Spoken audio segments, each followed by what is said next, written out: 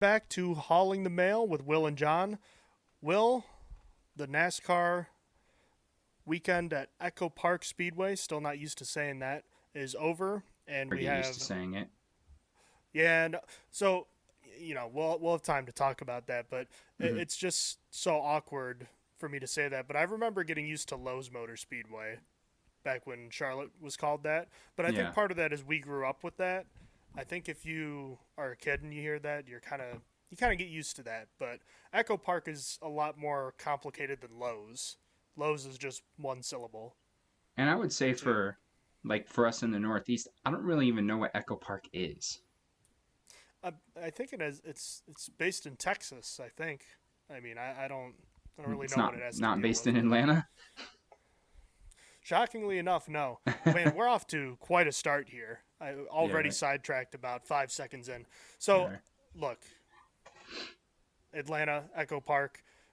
It's been a very exciting, kind of revolutionized super speedway racing, at least at the cup level. And we had a surprise. It's not a surprising winner in terms of, you know, we can't believe this guy won because Tyler Reddick just won the Daytona 500. What Hmm. is surprising is the manner in which he won because as he crossed the start finish line, it's very easy to recall that he had just been involved in a wreck, like 20 laps before, and he was missing a right front fender, which, in the old days of super speedway racing, if you were missing or even had slight damage to any fender, you're talking about a Hmm. car that has no chance to win that kind of race, and yet he did. So, Yeah. And even I the mean, team had that was mentioned quite a post race that performance. they were worried about that. That they were How could he content with the not be? idea. They were content with the idea that they couldn't lead a line, that they were going to have to fall in line, and then the best you could do was poke out the left front that wasn't damaged to try and maybe get clean air, maybe take a run. But I don't think they had too much aspirations in terms of just leading a line and running away, let alone to the win. So Yeah, no it's one told Tyler Reddick that, I guess. So, no, you know, hey, here it's a great start to the year for him for mm-hmm, 2311, and Reddick is the first Cup driver to win the first two races of the season since Matt Kenseth in 2009, mm-hmm, and I don't want to throw an asterisk on that, but it was a rain shortened Daytona 500 this year, so you have to go back even further for a driver who won the first two races under green flag conditions. So with Reddick going back to back, 2311 has seen victory lane twice in 2 weeks now. Tyler Reddick is obviously the points leader, having won the first two races. And to my knowledge, Bubba Wallace is second in the points to start this year as well, right? Bubba Wallace there, 1-2. There's a sizable difference in the points between the two of them right now, but they definitely they're 1-2 as I understand it. Bubba Wallace had a pretty big stage point day yesterday. He did. I believe he collected 19, if I'm not mistaken, Yeah, and he was in position to possibly win this race in the closing stages. But I actually think, as I recall, he had made a move, kind of a daring move to pass. I think it was Hocevar, if I'm not mistaken, and then he seemed got like he crossed was over. it seemed like he was going over to stop a run from Hocevar and maybe ride it in front of his teammate or Hmm. to keep. I think he might have figured that Reddick wasn't gonna have the run on his own leading the line like we had just talked about, and then wanted to go kind of stuff the line of Hocevar and see if it would shoot him to the lead. And then I think he just got too high. He went way too high and just lost the lost the line a little bit, and then he got shuffled right out of it for a second. So Yeah, I think he had the right idea, but yeah, I think he just didn't execute it properly. Which, right. yeah, it's an opportunity missed for him. But again, 1-2 in the points 2 weeks into the year. I know it's super speedway racing, so it's not exactly the tell-all of how it's Mm-hmm. going to go. But I mean, to to be in this position 2 weeks into the year is got it's not bad. You're certainly not upset about that. So Yeah, definitely, a big win for 2311 in the off season, in the courtroom, and now 2 weeks into the year they're killing it on track too. So that's kind of how the quick overview of the Cup Series. In the O'Reilly Series, probably the most animated I've been at the end of a race that I can remember in recent times, just because of the manner in which it happened and the fact that Sheldon Creed finally comes through and wins a race at that level after finishing second. How many times, Will? 15 times? 15. 15 times I he's been mean, second. Hasn't won until this weekend. and he had lost these races in just the most cruel, outside of like winning and then DQing like Parker Kligerman at Daytona last year. Basically, every other way that you could lose a race, he did. Mm-hmm. And for him to, he didn't necessarily like take it from anyone, but the fact that he was in the right spot and Chastain and Hill get tangled and then he's right there. I yelled at Mm-hmm. my TV. I'm like, oh my God. I can't believe it's happening. Yeah. Like, I And could not believe it. So that yeah. was And great. I'm not a big Austin Hill fan, so I'm sitting there watching it, and I've already started working the points for fantasy to give it to Austin Hill, and then I just see him go sideways, and I was just like, yes, all right. Thinking, all right, I can live with Ross Chastain winning, and then I realized that his run totally got dogged. So, and then saw Creed go to the win, and I was like, no way, like didn't have this on the bingo card. Yeah, Yeah. that was definitely a great ending. And then the earlier race, the Truck Series race earlier that afternoon, which was rain impacted, had to be shortened due to time. Mm-hmm. And we'll talk a little bit more about that in a little bit. But Kyle Busch ends up winning his 68th race in the Truck Series, which extends his all-time record. I don't really have a ton to add to this one because I missed most of it. I did listen to it, but another win for Kyle Busch, and after a lot of struggles at the Cup level the last couple of years. Yeah. It's. I was worried he was gonna probably pull that off because I had rolled with Heim, and then I just all day I'm like, man, Kyle Busch is just gonna do his Kyle Busch thing, and he's gonna go steal the win and make us all look like fools. And sure enough, he continues to dominate the Truck Series. Nothing new. What do you think, John? You want to get into some hot laps? We'll start breaking this stuff down a little more. Yeah, go right ahead. Okay. So Tyler Reddick wins the Auto Trader 400 at Echo Park Speedway in Atlanta. He's gone back to back, and as you mentioned before, John, this is the first time this has happened since 2009 with Matt Kenseth. And this is coming off a year where he didn't score a victory at all. And so, as you mentioned before, I shouldn't say another, but a big start for 23-11 to their season. And they currently sit 1-2 in the standings with Bubba Wallace and Tyler Reddick. Sheldon Creed won his first O'Reilly Series race in 4 years, a record 15 second place finishes after we mentioned before Austin Hill and Ross Chastain kind of racing for the lead there. Got spun around, saved it, but it wasn't enough to maintain the lead, and Ross Chastain's line kind of got dogged a little bit. And so Sheldon Creed was the happy-go-lucky guy in third place that was allowed to take the win away from them. Kyle Busch won the time-shortened truck race. So due to the weather earlier on Saturday, they were forced to make a decision between running the race on Sunday or doing it on Saturday and kind of compacting it and giving it a hard out on time so as to allow time for the CW's production of the O'Reilly Series later that evening. So Kyle Busch went on to win that one. That was his 68th Truck Series win and his third in a row at what is now known as Echo Park Speedway. Some other news from this week, John. JGR filed a lawsuit against their former director of competition and crew chief, Chris Gabehart. Gabehart, who was just announced to be an employee of Spire, was accused of taking confidential data from JGR, and potentially they're worried they might have divulged it to Spire. They're alleging that in the days surrounding his exit in 2025, he had photographed sensitive data from his company laptop, synced proprietary files to a personal Google Drive folder labeled Spire, and retained race setup documents, analytics reports, payroll data, driver compensation figures, and sponsorship revenue information. JGR claimed that the material constitutes trade secrets and says the alleged conduct occurred shortly before he received an offer from Spire. And Gabehart since then has He's expressed that these accusations are false. So, just when you thought we were done with ugly lawsuits in our sport, we get another one. Although a lot of people NASCAR speculate lives this is on. going to get settled.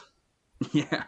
Yeah, yeah, probably, but you never know. A lot of people thought the last one would too.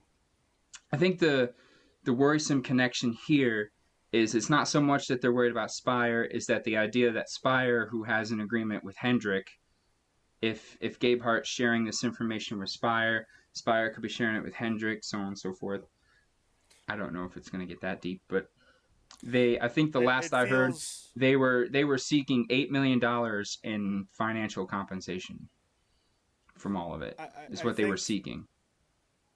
I think this could be a lot about just setting precedent going forward too, Hmm. and we can dive into that a bit more. But yeah, it's there's still a lot that needs to unfold there. Yeah. In other news, Brad Keselowski announced that his status for next week's race at COTA is still in question due to the continued recovery of his broken leg. As of right now, Joey Hand is slated as the relief driver for the six car if he's unable to race. I think the consensus is that he's going to go to COTA, start the race, and the first chance they get to come into the pits to swap out the driver, that they might do that so that Brad Keselowski can still accrue points for the race towards the championship. And finally, it was just announced, I believe earlier today, that 13-year-old son of Kevin Harvick, Keelan Harvick, has signed a long-term development deal with Toyota Racing. Keelan is slated to compete in a bunch of late model races this year, partnering with Rackley War and his own dad's team. So that'll be an interesting thing to keep your eyes on in the future. I've John, this is kind of a throwback. I remember when this happened to Chase Elliott with Hendrick. I remember sitting at home watching Speed Channel, and it came across the Mm. ticker at the bottom of Speed Channel that Hendrick had done this same thing with Chase Elliott, and I was like, Chase Elliott, is that Bill Elliott's son? And sure enough, and then fast forward, gosh, 15, 16 years later, and here we are. And not just that, but also the speed brand is being revived, if you will. Ironically By enough, by Kevin Kevin Harvick. Harvick. Yeah. So Yep. yeah, there's a nice little tie-in for you. Yep. I'll be interested to see that going forward. I That will being too. said, let's dive into the Cup Series. Let's unpack this. Let's digest it, and we'll see if we're any better. All right, John. So we're gonna unpack the Cup race here. Obviously, we just mentioned Tyler Reddick won the race, and I weirdly enough, it didn't feel like he was the dominant car of the day, but he did lead the most laps. You mentioned before he kind of got wrapped up in an incident, and I think I think Bubba Wallace was a faster car as a whole on the day. I mean, he was right up front all day. He obviously raked in the stage points. It just right there at the end, it just kind of got away from him. He goes makes maybe one move too many instead of just sticking with his teammate. I don't know. Do you see that ending a different way if he doesn't make? I don't know. Like I I don't think know he if had the Hocevar was really good enough to make it happen on the outside without being blocked or needing. I don't even know if Bubba really needed to get out of line. So I think he had the right idea in concept, but he might not have executed it the way he wants to. And I Mm-hmm. think a lot of it was just, he got a little too aggressive and he opened up the door a little bit. And as we've seen, even in this race multiple times with Hocevar, if you leave just a slight little bit of room, he'll take advantage of it or try to take advantage of it.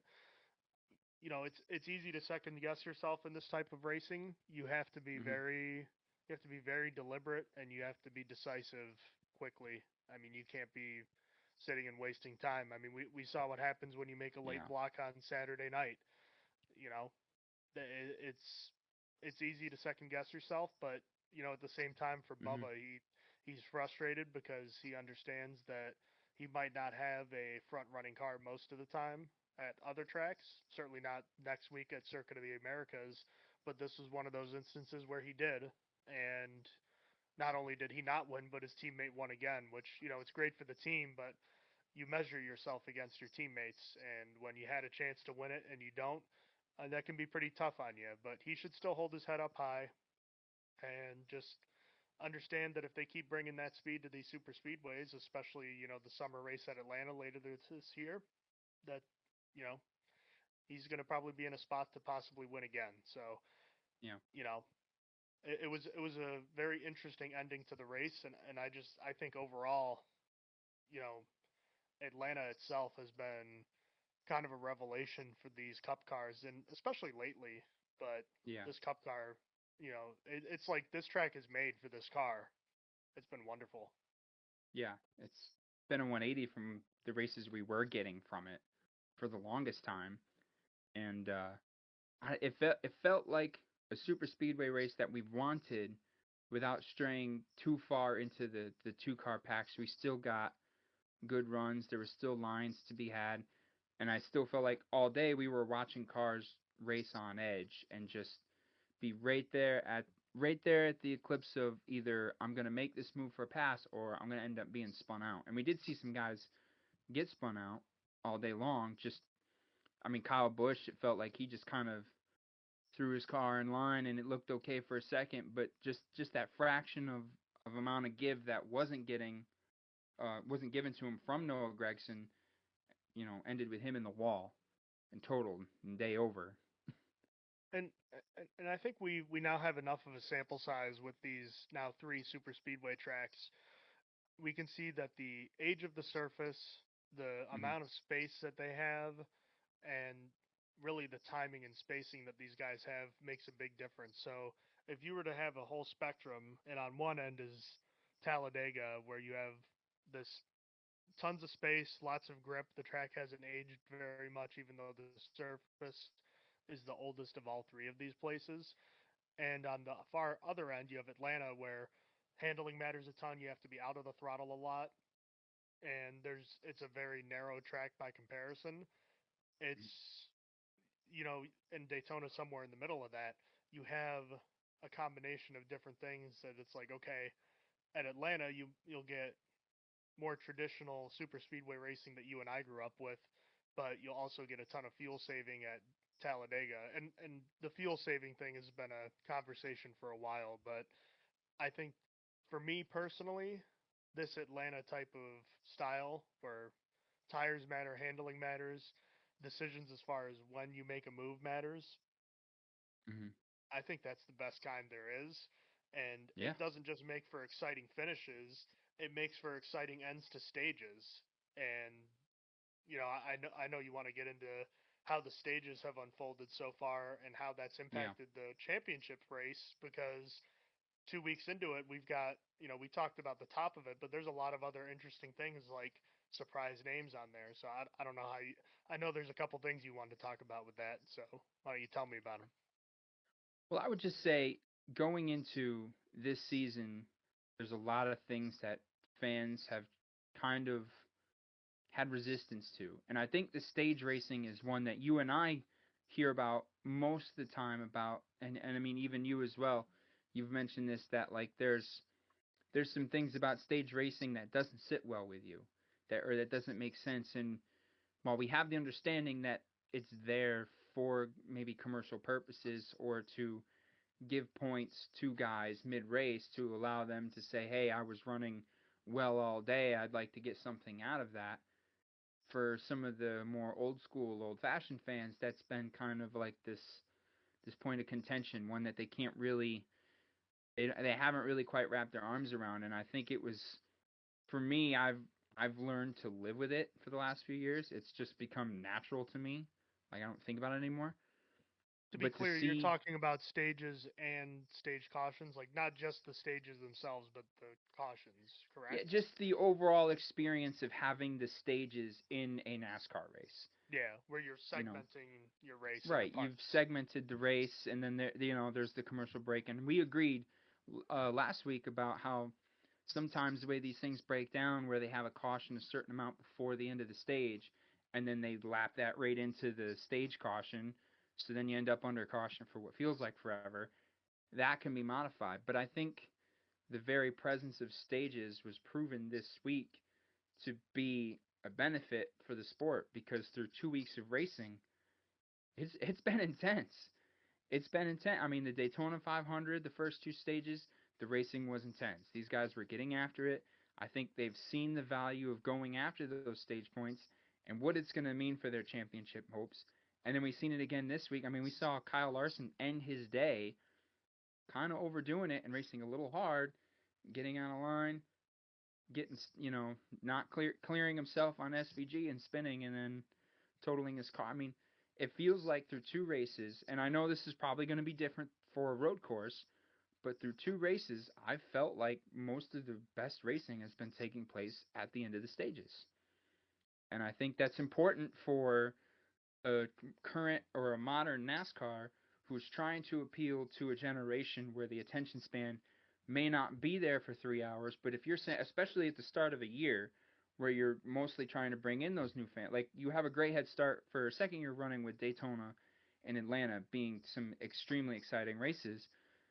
To say, hey, this is something we have going for us right now where the stage racing is exciting. So for the fans that find themselves only watching for like an hour before they move on to other things, you're still seeing exciting racing for that hour because the points Yeah, there matter. and the end of these stages, as long as there are, I mean, I guess this would might be the case even without stage cautions, but the Hmm. end of these stages, you're seeing what amounts to is like a preview for the finish of the race. It's like, okay, Right. you're going to see guys making moves. It's not quite as aggressive, but it's still going to be aggressive because what's cool about stage racing and why I think you and I like it so much is that it marries the concept of the finish is the most important thing. However, you want to be near the front as much as possible. That rewards you by being up front as long as possible, so you get points Hmm. throughout the race. While at the same time, if you because what I remember is back in the day, you could start like you could be in the back of the field all day and you could come from the back and win, and that's great. But it was awarded the Hmm. same as if you were had led every single lap the entire way.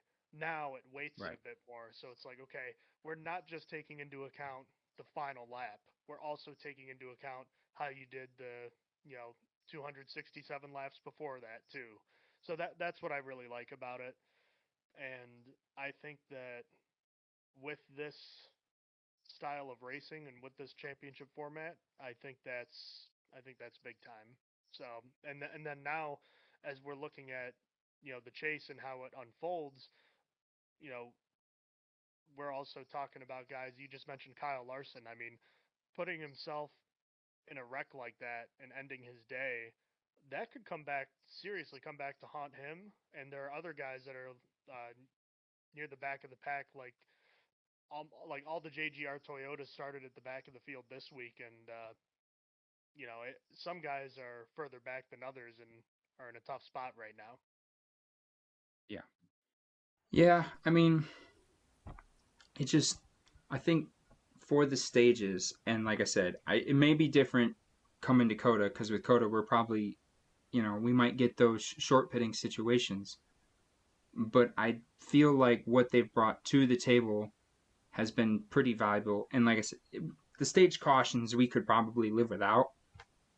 But I understand why they're there, and I get the purpose they served. And I've attended a race where they took away those stage cautions. Uh, Going back to The Watkins Glen shortest race of 2023, the shortest shortest race race in of the last my like 20 lifetime. years. Yeah, in my Of lifetime. I course. mean, since like 1980 something, and I spent all day there on Saturday between the Xfinity race and practice and qualifying, and I go there with my dad on a Sunday, and the race is over in less than 2 hours or whatever it was. It's like, man, pay all that money and you see a 1.5 hour race or whatever it was. So look, I think for what it's worth, it's working well. At least at super speedways, I found myself white knuckling my mouse and my keyboard going right through the stages. Whereas, I mean, maybe before we were worried about guys wrecking out and stuff, but it just the intensity that these guys are bringing to get just those stage points has been top notch, and I hope they carry it over to the road courses too, because I think it's best for our sport if our guys find it within themselves to race that, maybe not over aggressively, but to race hard like it matters in those stages and not just, like you mentioned before, not just at the end of a race. Yeah, be aggressive throughout because it's it is now big picture racing, right? Yeah. It's Mm-hmm. not just about the final race, and I know that there's more nuance to it, but it's about performance throughout the season. One guy who has set the tone for a while now, as far as what kind of driver they are, is Carson Hocevar, and he's the story once again. He got wrecked out from the lead of Daytona on the final lap, and he gets involved in an accident where he puts Christopher Bell in the wall. I know you have both of those guys on your fantasy team. Mm-hmm. I saw that happen, and I'm like, oh boy, I knew you were about to text me, and you're gonna be like, man. So We have a take me through saying that. in our fantasy league, John, and you know what it is. And for anybody in my fantasy league listening right now, you're going to hear it maybe for the 1300th time. There's one of the worst spots to be in on any given race, especially at super speedways. The worst place for your drivers on your fantasy team to be is right next to each other. I have Christopher Bell and Carson Hocevar. And I texted you and I said, John, this ends one way. This ends one way. I know how this is going to go. You probably have he's going to the receipts right now. He's going to have it right in front of him. Lay it on him, John. What'd I tell you? A great Karnak I'm over here. I ready called to it. see a magic trick. This overtime finishes about to make my fantasy team bleep disappear per usual. Sure enough. And I even told you, I said, this is the same old stuff. I've had Christopher Bell and Chris Buescher in some capacity just about every year since we started doing this. Chris Buescher is always the guy that doesn't get any stage points, and he just kind of lingers enough to get a top 10, top 15, which he did.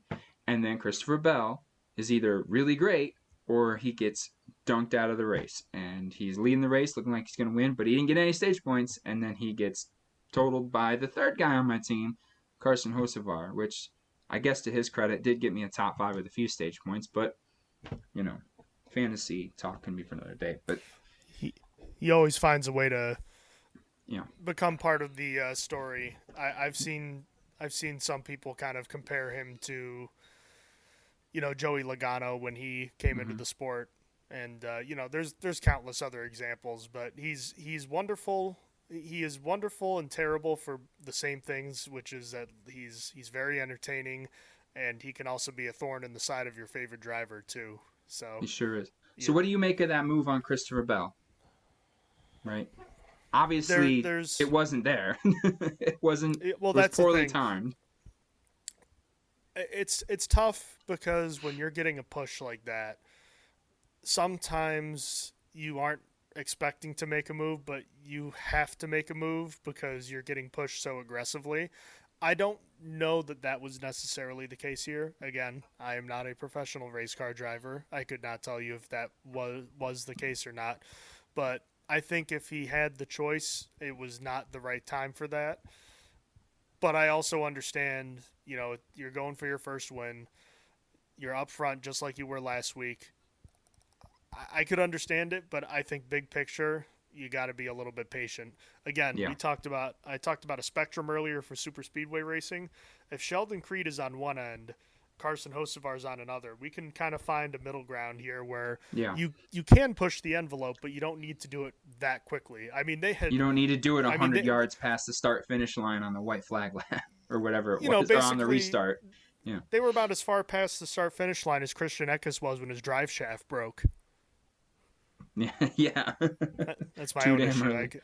I can talk about that later, but Yeah. yeah, I mean, I think for Hocevar, I don't want him to change too much. I think there can be kind of a middle ground between reeling it in a bit. I think part of it too is he's still new to being at the front of the field, Mm-hmm. and when you're in Spire equipment that is improving but is not there yet, you have to sometimes treat these moments like you might not get another chance for a long time. So I Sure. understand it, but at the same time, Christopher Bell totally Yeah, he has a blew right to that be one. pissed off at him, Yeah. and he did blow it. Yeah.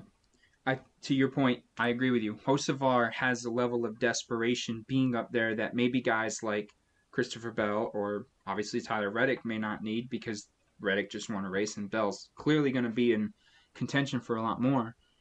And Hocevar are still kind of searching for that first win. And I agree with you. I think guys like that are good for the sport. You need that. You need drivers pissed off at each other to make this a little more interesting. But if you're looking at it from a driver's perspective, it's just like this is the type of stuff that's going to come back to bite him one way or another, where he's going to find himself in these end game scenarios like at a super speedway, and he's going to need that help from certain guys. And he's not going to get it. Those guys are going to leave him hanging out there to dry. And it's going to be tough for him to break through that barrier and get that monkey off his back to get that win, because he's going to have to be a one-man show for it. Let's kind of push forward a little bit here. Do you think there's a chance that a Christopher Bell might do anything to him next week as we go to COTA? Because it's easy to get payback at a road course where there's a ton of runoff. Not necessarily easy to hit the wall or something. Do you think that's something we could see this week? I would say circumstantially, no, because I don't quite think those two are going to be around each other at COTA. I know we'll dig into COTA a little bit more in a bit. Carson Hocevar is not known for his road course racing, and Christopher Bell has done particularly well at He's it. a defending winner. He's a defending winner of this race. Yeah, so I don't think they'll be around each other. Plus, Christopher Bell doesn't strike me as the kind of guy that's going to. He's not a retaliatory type of guy, but I would say I wouldn't blame him if he did. I don't know what the best way to do that is. Like I said, it's one of those things where it's like in our heads, maybe it's what's the immediate response if you're the one that gets done over by Hocevar, is to get at him next week and to kind of ruin his week the next week. But I don't think it's so black and white, because these guys have got kind of grander visions in that. And we always hear these guys go, oh, it's going to come back to bite them. And we don't see it too often. But that's why I say, like, that's definitely I going to be wonder how one. things will change. I wonder if things will change at all because of the The new format. I'm not saying I think it will, but I wonder if that will make a difference at all. Maybe, because maybe now that like each race is a little more equal, perhaps. Because before we would hear the, oh, well, pay him back in the playoffs and throw that away. It means nothing, especially at this time of year. Like I said, Christopher Bell is maybe not the guy. If it was a guy like maybe like Kyle Busch, I could see that. Like if I'm he had still done waiting that, for Ricky Stenhouse. Still waiting for Stenhouse yeah, to dump to him. follow up on his, yeah. But that's what I mean. None of these guys talk like that's the reality, and then it doesn't really happen. No one's really totally wrecked him out. But like I said, it feels like one of these days it might come to bite him when he is going for that win, and we get to a super speedway or something where he's going to need friends, and there ain't any there. But at COTA, I don't think it's coming at COTA. I wouldn't hold my breath that we're going to get some kind of brouhaha between Christopher Bell and Carson Hocevar at COTA. I think Bell's going to move on because Christopher Bell's got a hole to get out of now. That fella is in a deep hole. He finished way down low in the Daytona 500, and while he did get dunked by Hocevar, he recovered enough for a 21st place finish, but he got no stage points. So all but one JGR driver is outside the playoff picture right now, and that's Chase Briscoe. So if I'm Christopher Bell, I think I'd be not so much worried about Hocevar at a road course and more or less worried about trying to get as many points as you can, especially when everyone's going to be picking Shane Van Gisbergen to kind of sweep the day. With that being said, do you want to do a quick preview of COTA, or do you want to talk about everything else that happened this past weekend? Yeah, we'll get into a little bit of a COTA preview. Obviously, we've been running here for a few years now, so most of these guys are familiar with this track. This isn't second year on this layout, though. That's true, because they shortened the track, which last year I think were great last year. Yeah, I think that I was a little skeptical of that. I was kind of like, is this kind of like the death ring of this track where they do this for 1 year? And it's like, nah. No, it was a pretty entertaining road course race that I remember. Yeah. Obviously, Bell won. Everyone thought SVG was going to win. So, this was the only road course race that SVG did not win last year. So, any early thoughts on this race? I think it's like everyone's going to have their eyes on SVG again, and rightfully so. But like we had mentioned before, the new dynamic to this race this year that we're not used to is that it's not just a win and you're in the playoffs. And these guys have shown that they're particularly going to care about racing hard for stage points. So my take on this is my big question would be like if we had a Larry McReynolds around right now, I'd be asking him like, hey, what's the dynamic of short pitting now? Are we going to see guys short pit, or are we? Because like we've seen races where SVG's dominating so much that he can short He pit can and still still do it. finish with He can do stage points both. and sometimes win it. Yeah. Yeah. So Yeah, I'd I like to remember at see. Sonoma he did that. Yeah, so I'd like to see what that dynamic's going to be. And like you said before, the track is shorter than it was when we first started running here. So I think it's going to be an interesting race. I don't think SVG is just going to win by 30 seconds or anything, but I do believe he'll probably win. And it's going to come down to if you move forward with that thought, if you're a Christopher Bell, if you're a Chase Elliott, if you're some of these guys that generally run well at road courses, how hard are you going to press for the win versus we need to maximize our day? We need to be up front, get stage points, and then finish top 10 so that we can, how you doing, keep it moving onto the ovals. A couple other names to look out for. AJ Allmendinger, we think Mhm. Colleague is, not having a lot of Chevrolet support, probably none this year. And this would presumably be one of the tracks where he could perform relatively well. Although last Mhm. year I think he had a tire issue and ended up not finishing very well at the end. But this is one of those races he could be a potential dark horse. And then the other name is Connor Zelich. We're going to see, and we'll get into the O'Reilly race later, but this is going to be, the first chance for him to really spread his wings as someone Mhm. that's now getting used to this cup car. Can he stand up to SVG the way he can in the O'Reilly car? That's yet to be determined, but I think he's probably not quite there yet. But I wouldn't be surprised if he had a top 10.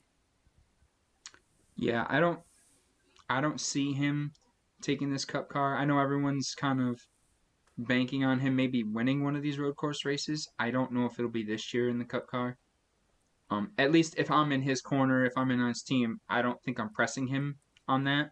I'd be like, hey man, let's let's learn as much about this car at road courses as we humanly can, and we'll take the best finish we can. We don't need to total the race cars and learn nothing, shooting for a win, where we can learn a lot about this right now. Moving along because I think he was in this race last year and he kind of got if I remember right, he got Yeah, totaled he out by his DNF'd. teammate. Yeah, he DNF'd by his teammate Daniel Suarez. There was like dirt on the track or something, I think. There's some kind of For weird circumstance. He couldn't see Daniel Suarez. He goes to avoid him, I think, and he went right into him. per the Totaled racing both of their days. experts, per the racing experts, Shane Van Gisbergen is plus 100 to win. That's That's honestly better terrible than I thought it odds. was going to be. I would have said even money. Zilich is second at plus 400. I don't like that at all. Stay away from that. Honestly, I like Stay away from Christopher that. Bell at plus 1,000. I do too. So, I do too. but yeah, I mean, I don't really think there's a whole lot else to add outside of that, Yeah. though. I mean, I'll be excited to see it. How does the strategy play out? Can someone challenge SVG? Yeah.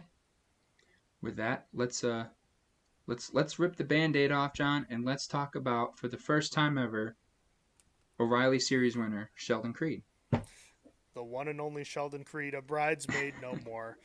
He Yeah. finally wins, and I saw he had a TikTok posted with the, Creed, can you take me higher? And I was like, that's perfect. So, yeah, I mean, we touched on it a bit in the open, but, a number of times he's lost races where he was in the right spot, leading at the white flag, or just getting edged out just so, ever so slightly.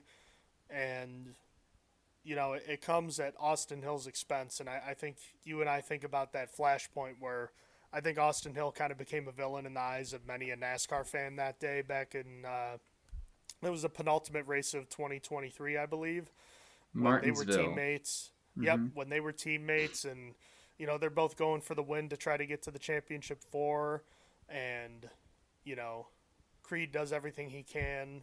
He gets beaten by Allgaier at the line, and Hill's pissed off because he was also eliminated, and it was a very ugly ending where it was like it felt like the team was kicking Creed out the door, being like, "Don't let the door hit you in the ass on the way out," and Yeah. it was an ugly divorce, and you know, here we are a couple years later, Hill's still doing his thing, and Creed just can't find victory lane, and we're sitting here like, man, it's never gonna happen, and finally. Chastain makes the move on the back, going into turn 3 off the backstretch. Hill blocks late. Hill spins. Chastain is slowed down, and Creed, all he has to do is just basically coast. And, Yep. it was just one of those things. Keep It's her like the straight. seas parted. The Yep. seas finally parted for him. So for all the times that he maybe could not have taken advantage of the opportunity in front of him, he was finally. Sometimes you just need to be in the right place at the right time. And this time, he finally was. It's a great Yeah. story. Yeah. No, look, I'm happy for him. I'm excited it finally happened because he's certainly earned it. He's been right there in the same race I mentioned earlier when I was at Watkins Glen in 23. He's in a position to win on that last lap when there was that big scuffle between Gibbs and Hill and everybody else who was leading there. And then he's leading, halfway down the track and he hits an oil slick. And he kind of gets shuffled out, and then Sam Mayer goes and steals the win. It's happened a lot of times. You and I can remember when Daniel Hemrick kind of broke his streak of not winning in any NASCAR National Series, and he finally gets it done.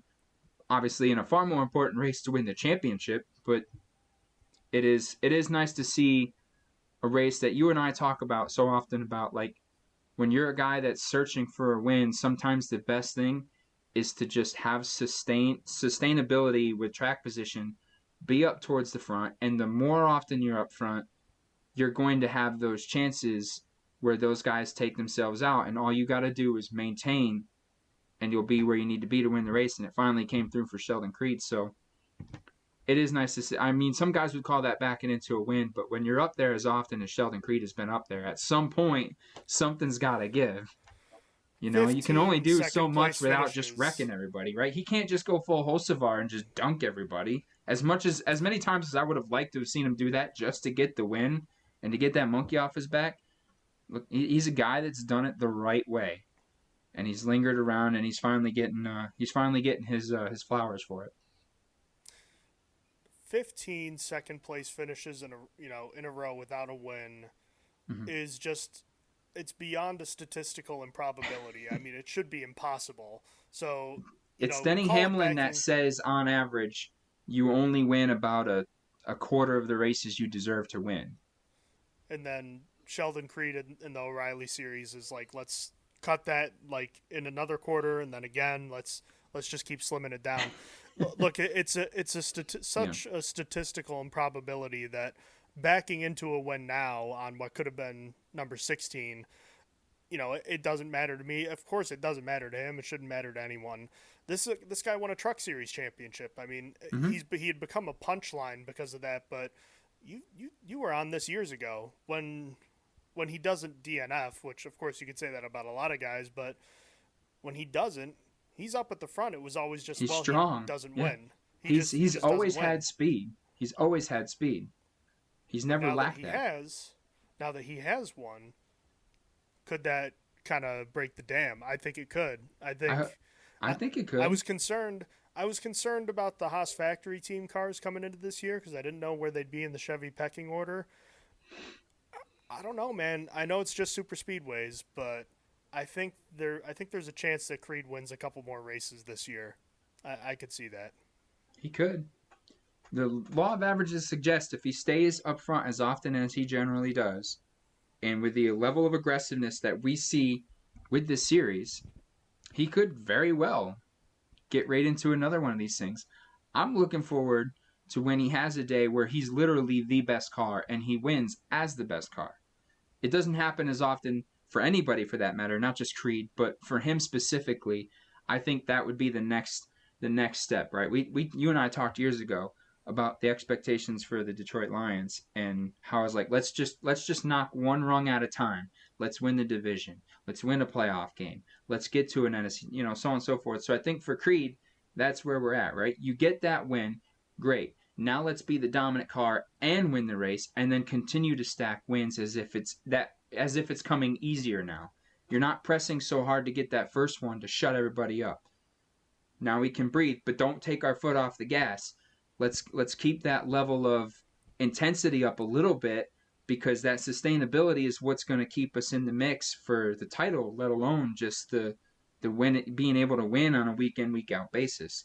There's only like 6 or 7 guys I see in the Xfinity series that are even capable of doing that kind of thing, and he's one of them. Yeah, I mean, just a handful of guys that have that ability or can do that. I think about Mm-hmm. both of the RCR guys, Allgaier, Yep. Sam Mayer, his teammate, Mm-hmm. and depending on if Zilich is or one of the Cup drivers is in the 88, maybe Raja. That's he Man, performed that pretty dude's look well. strong, man. Like you said, it may Yeah, be I only mean super speedways, but he definitely was impressive to me this weekend. he seems like, and again, it's just two races in this car, but it seems like he's one of those guys that really this style of racing in the O'Reilly car fits him better than the truck ever has. So Yeah. I don't know. I'm excited to see more. I'm kind of bummed. Like I'm excited because I liked seeing the Hendrick drivers in the 88 or the 17, but Mm-hmm. I kind of want to see more of Raja. I want to see him in the Yeah, 88 car this year. I agree. And I mean, for whatever it's worth, I think one of the most interesting things about it is when he's not in the 88 car and he's in a car like the 32, I'm very interested to see the difference, right? That might be a good gauge of what we're seeing in It's the a great speed of that 80. barometer. Exactly, right? We'll see exactly what he's doing with top notch speed, and then we'll see what he's doing with, I don't want to say like poor speed, because Jordan Anderson can definitely have speed because they're It's like a B affiliated with minus level RCR. Chevy. Yeah, but Yeah, it's just one notch below. Let's see how if he's improving in the 32 car, and if those two things are pretty close, I think that's a pretty good indicator of what you have in a driver, which is, I think, honestly, ultimately what yeah. what Hendrick wants to see. What they're not seeing in Corey Day maybe right now is what we are hoping to see out of Raja Caruth, and maybe seeing him outside of the 88 is a perfect way for Raja to show, hey, I'm good in and out of that 88 car. Do you think maybe that puts more pressure on that 17 of Corey Day coming right out of Hendrick shop? Yeah, I mean the day conversation is a complicated one, but Mm-hmm. as far as Raja goes, I think what's great for him, besides everything you just said, the other thing about just not just possibly performing in the 32 car, not only is that potentially more important just because it's wheeling around equipment that's not as good, there's also a direct compare and contrast with someone else in the 32 like Ross Chastain, who just, was going for the win on the final corner in that race on Saturday night. And if he can perform similarly, I think that speaks a lot for him. So Mm-hmm.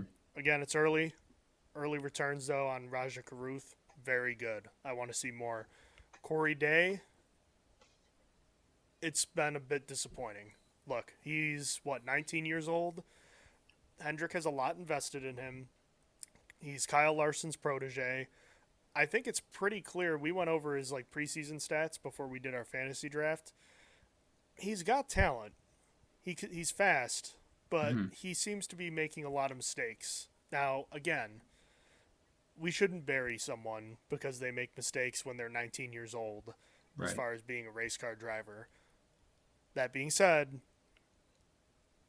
there's no need for Hendrick or any other Cup team to rush him through the ranks. Mm-hmm. I'm not sure that he was ready for this.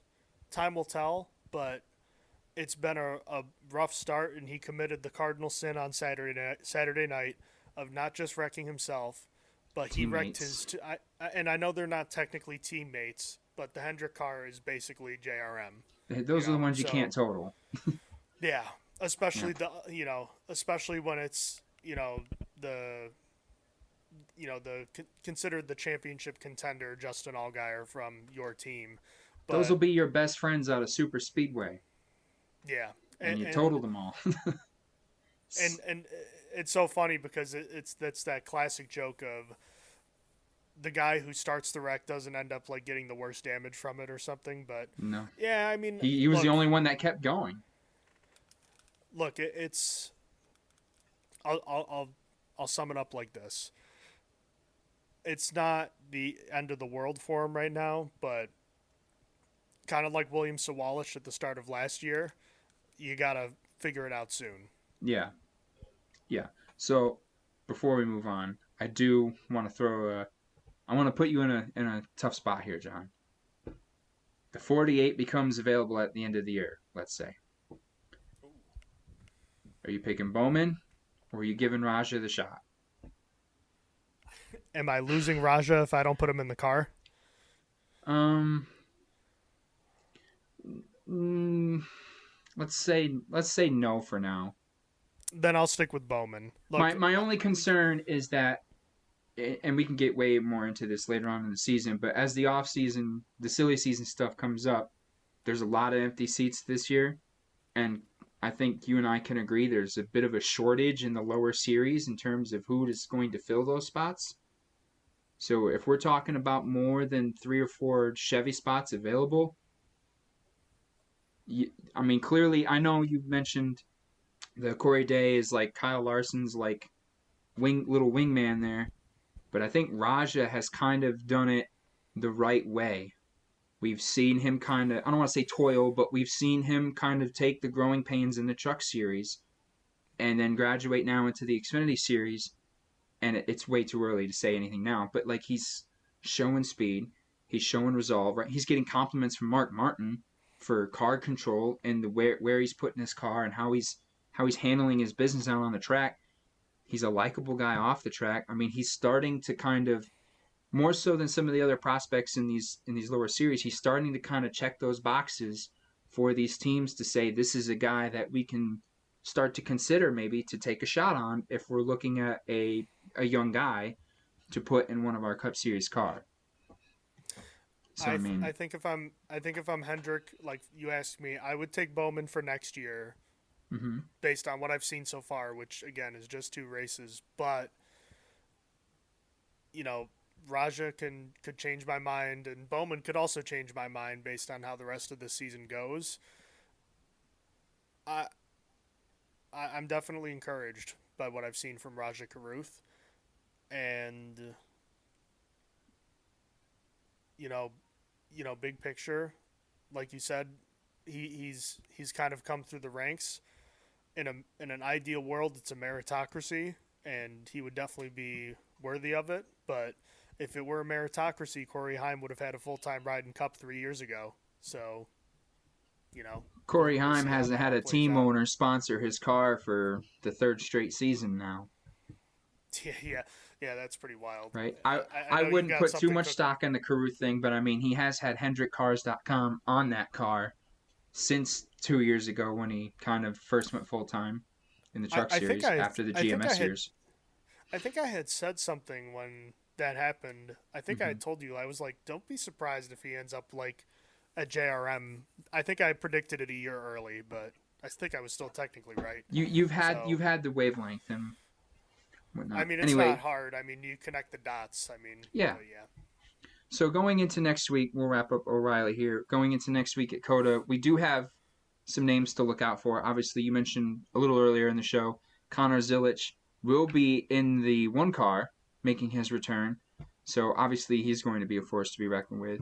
So with him in the one car, that's going to put Carson Cavapel in the 91 DGM car instead of Mason Maggio.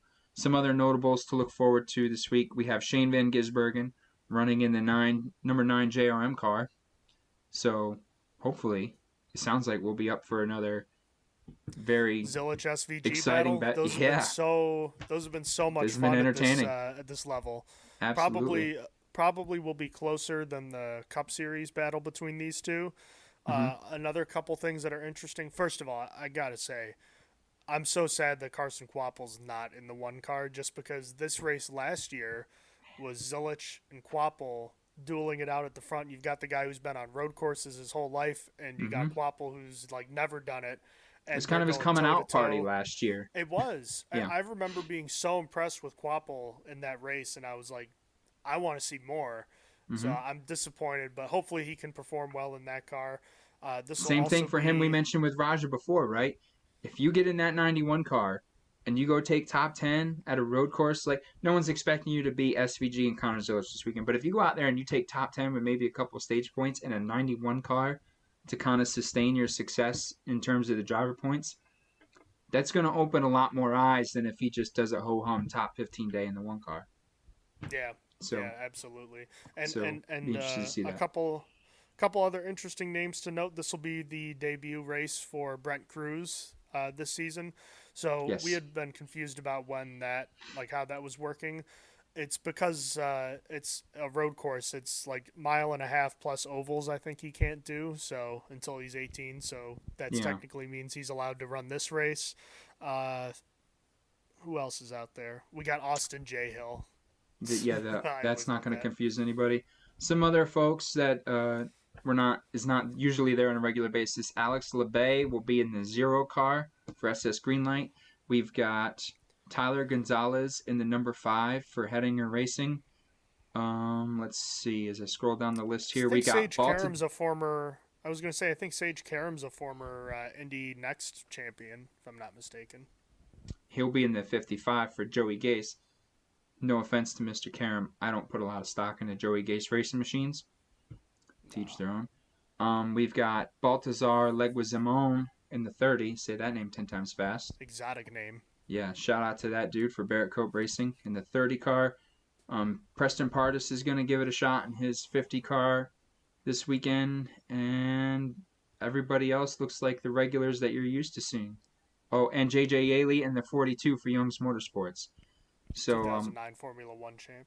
yep. So all that in mind, like you mentioned before, I think we're bearing down for a Connor Zilic and Shane Van Gisbergen duel, which two Yeah. thumbs up for that. Always entertaining to watch. One other thing to look out for with all the races, with both the races at COTA this weekend, track limits. This seems to be the only race where this pops up. Mm-hmm.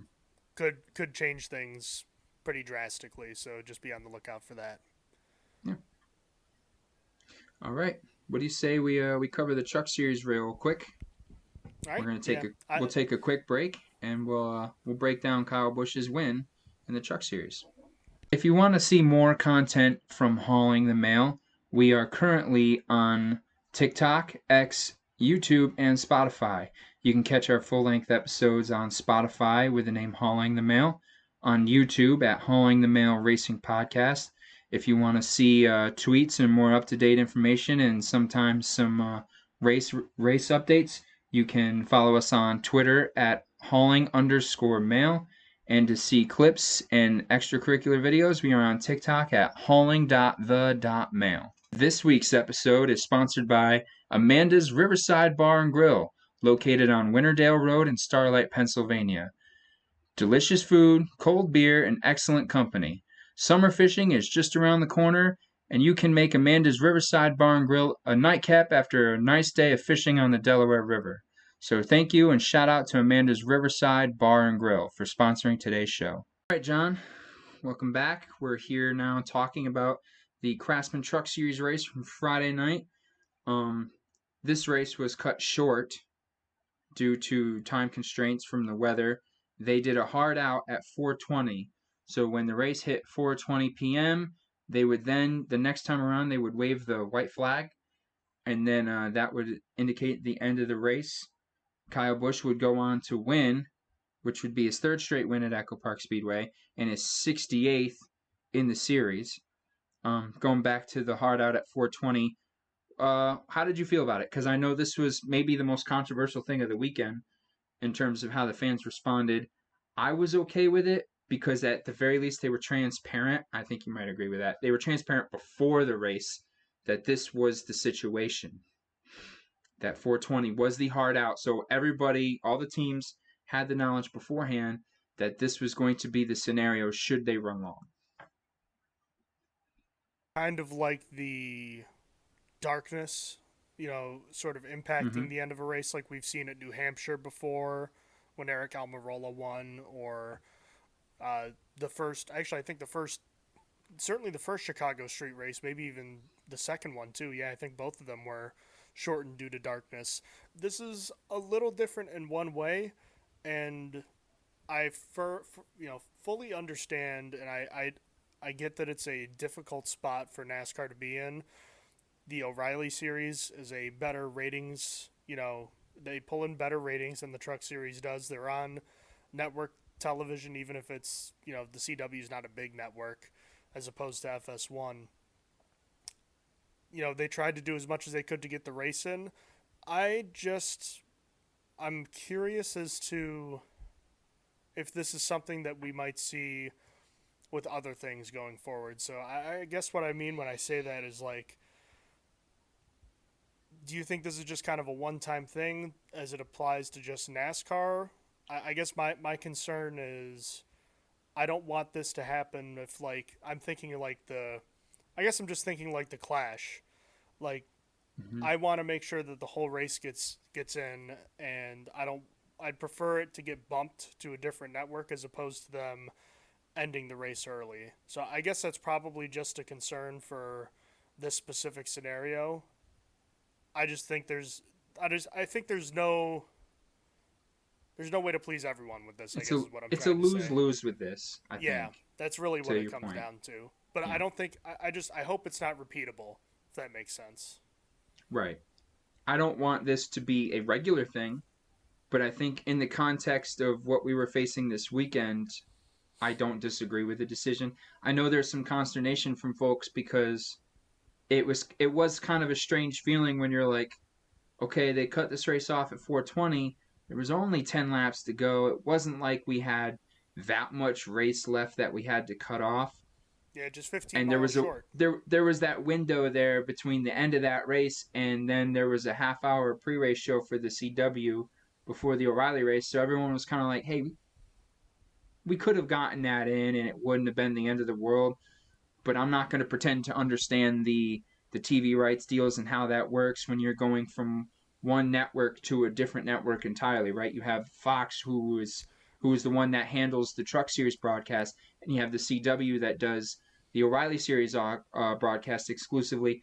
I don't know how that works and what the agreements are between all those networks in the sport is, but they made it clear at the start of the day that the priority was going to be that they have the CW covering the O'Reilly race and they were going to get the window that they were allotted.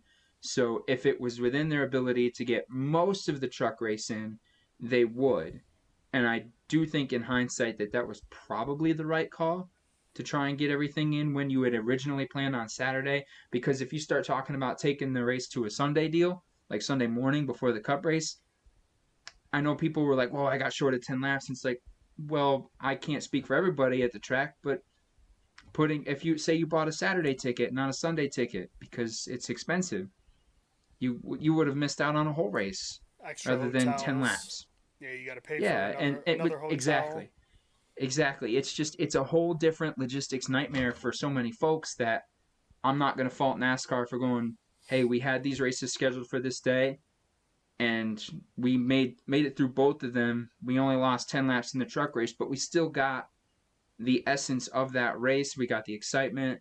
The stages worked out. I don't think it was a bad move on their end. But I agree with you. I don't want this to be the norm. I understand this was I like the idea of each series having their night. You have the Truck Series Friday, O'Reilly on Saturday, Cup on Sunday. You give folks a full weekend. It gives you that window to say, we're going to do what we can to get the certain race in on that particular day. And you probably avoid this problem in the future, but I understand that that's not the most realistic thing in the world. So At I'm least not not upset every about week. it, Yeah. but yeah.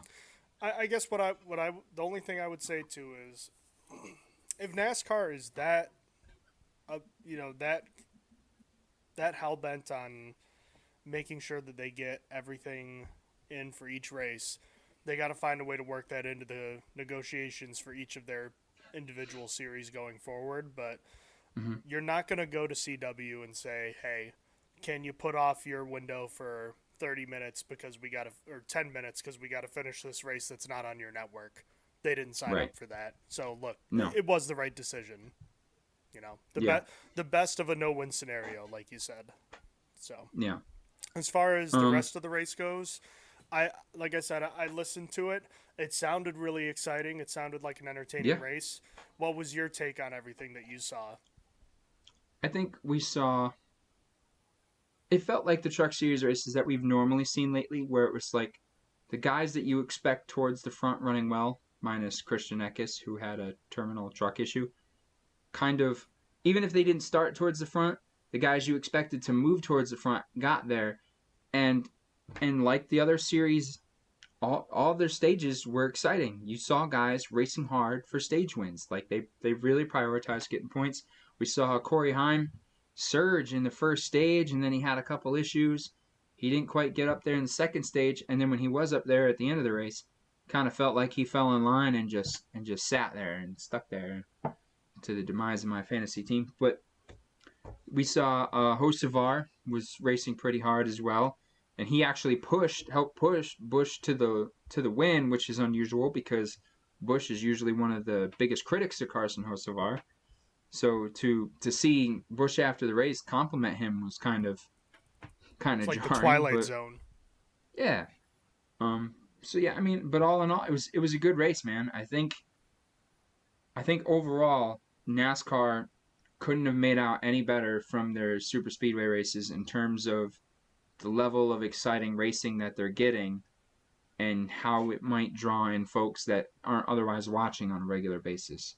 I think I think all in all it was a big win, and I think the numbers have reflected that in terms of the ratings so far. They've had a great start to the year Yeah, from they've had a everything I've stellar seen. start. So, but that, I mean, that being said, some of the characters at the top of the list for the Truck Series in the standings are pretty similar. We have Chandler Smith up there. You've got let's see if I can get it all in front of me here, because obviously Kyle Busch is not in not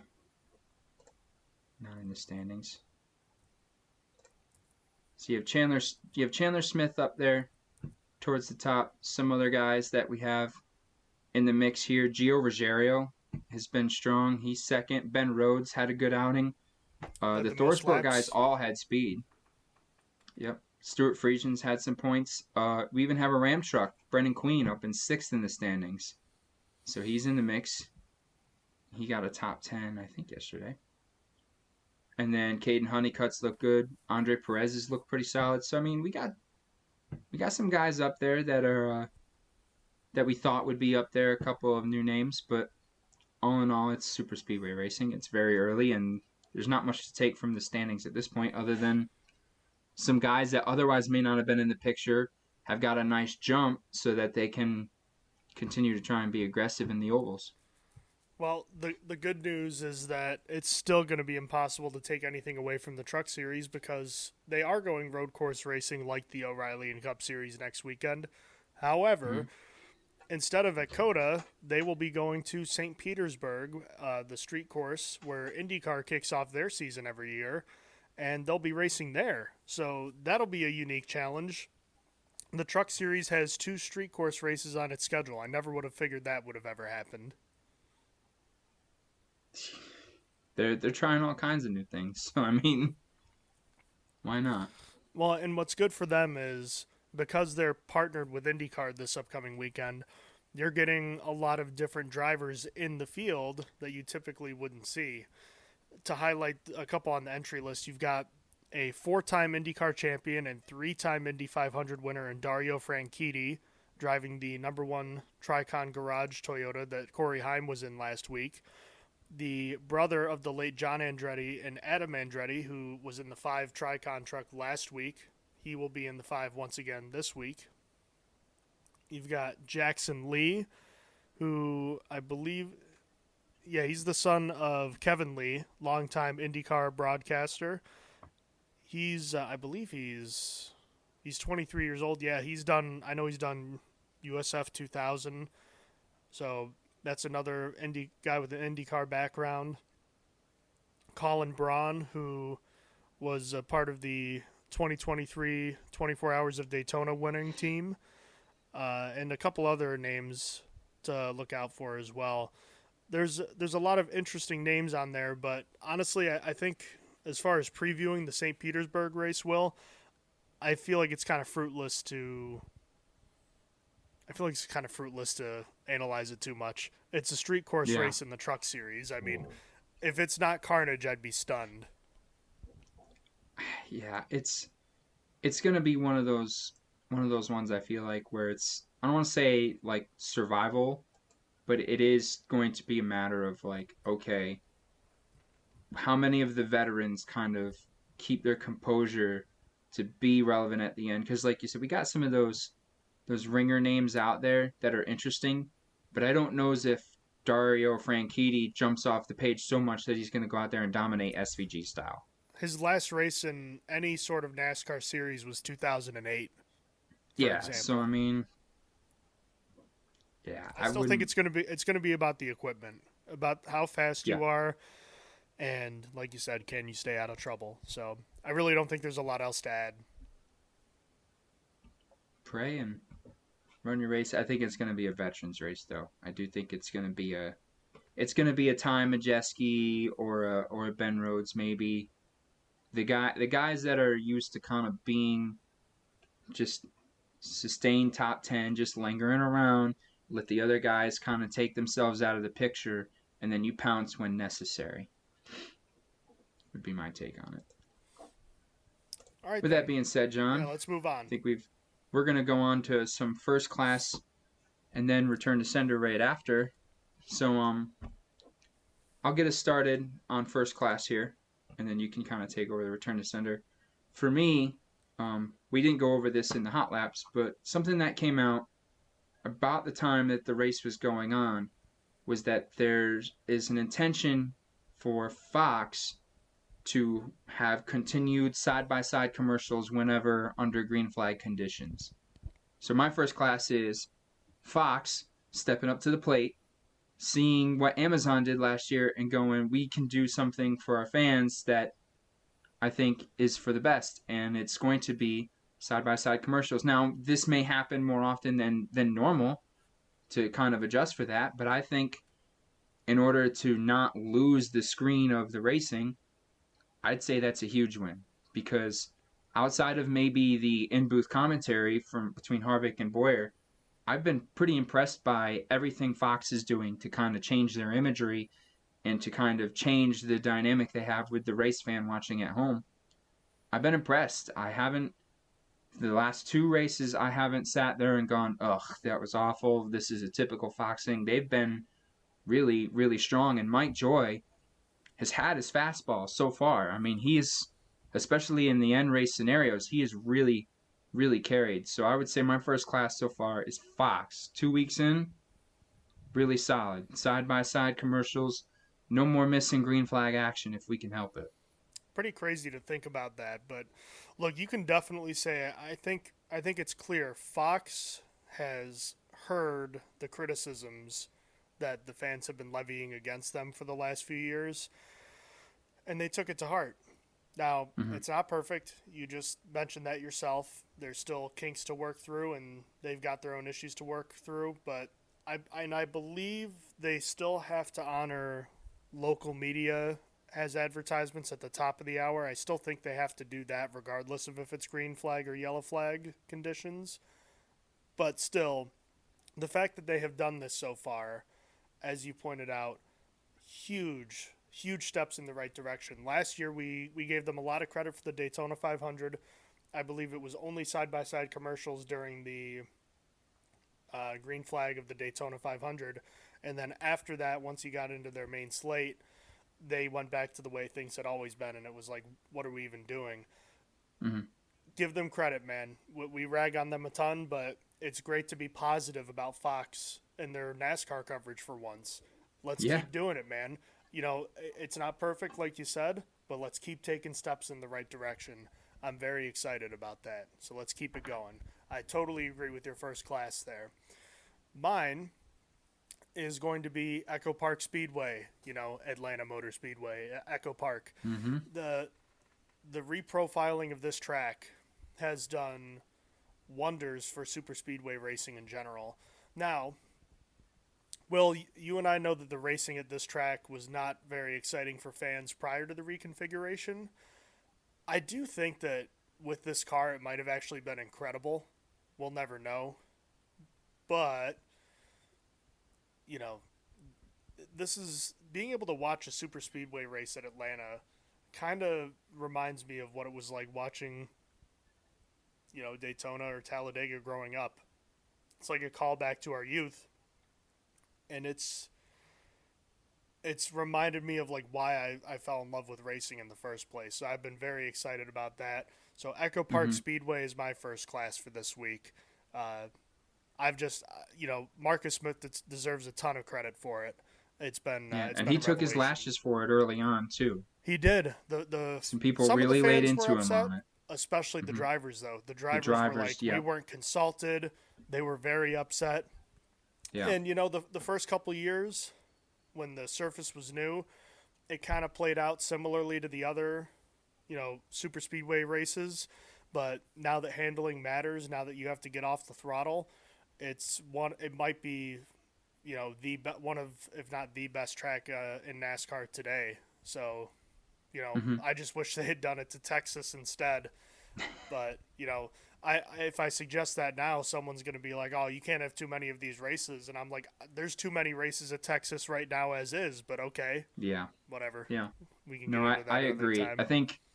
I think Atlanta is the kind of super speedway race that we've looked forward to every year. I really wish the Daytona 500 was a little more like it because I do think it would bring a little bit more prestige to it It because that's makes the something car that I matter think more. yes, it does. And it also still like it's not just about luck. There's still a great deal of driver craft involved. We see a lot of jockeying for position out there, and we talked about it before. There's a whole lot of car control that has to happen. That isn't just about drag and getting on a line and parachuting. It's about handling that car when you're completely out of shape, and we've seen plenty of it. A lot of big names struggled with it this weekend, and some we've seen a lot of really great saves over the course of the weekend at Echo Park. So I agree with you, John. This speedway is everything that we want in a super speedway race right now. The other thing is, while we're on the topic of super speedways, we went through 2 weeks, and correct me if I'm wrong, John. We didn't see a single car go upside down, Nope. and The A flap, I think they call it. the Wonderful. A frame, yeah, the A A frame. flap or whatever it is. Yep. So look, it is possible to have exciting, interesting racing without just flipping cars and totaling things all weekend long. I mean, I know there's a great deal of fans that like to see those wrecks and stuff, but I I do think we can appreciate some of the racing we got at Echo Park that didn't involve just totaling cars. So yeah, I agree with you on the Echo Park all the way. Return to sender, John. Who are you sending back? What have you seen enough of so far? I'm sending back the Messiah, Ty Gibbs. He has been, how many races has he had in Cup now? I mean, we're A over lot. 100 now. It's been This is another year three. full time year three. It's Year been a rough. three. It's been, wait, three, four, five. This is technically year four, Year full four. time. It's been a rough start, man. Yeah. Look, we've criticized Ty Gibbs a ton, and again, it's super speedway racing. I don't want to jump down his throat too much right now, considering how early it is. But Mm-hmm. he's 33rd in the Cup Series points right now. He is 28 points away from the cut line, and I believe he will have the capability to erase that, but I know that he's been dealing with a lot ever since his father tragically passed the night after he won the Xfinity Series title. But it feels like it's been just such a struggle for him, and I know he's putting a ton of pressure on himself. This start, where he's this far back in the points, is the last thing he needed, Yeah. and I know that he's going to be really very much looking forward to a race at COTA where he's a little more has a little more expertise on the road courses than he does super speedways. But I'm returning Ty Gibbs to sender because it's been a miserable start to the year for him so far. Yeah. I would say my main concern with Ty Gibbs is the relationship factor, the unspoken thing that seems to linger around this team, whether it's with the whole Chris Gabehart situation, right? We seen this last year. Gabehart was kind of his interim crew chief, if you will, for a little while, and we saw some tension there. And there's plenty of rumblings that there's tension between him and some other folks at Toyota, like Corey Denny Himes of the Hamlin. world, Denny Denny Hamlin Hamlin. too. We seen those guys get into it in the playoffs last year. I just I think it's undeniable that the kid has a ton of racing talent.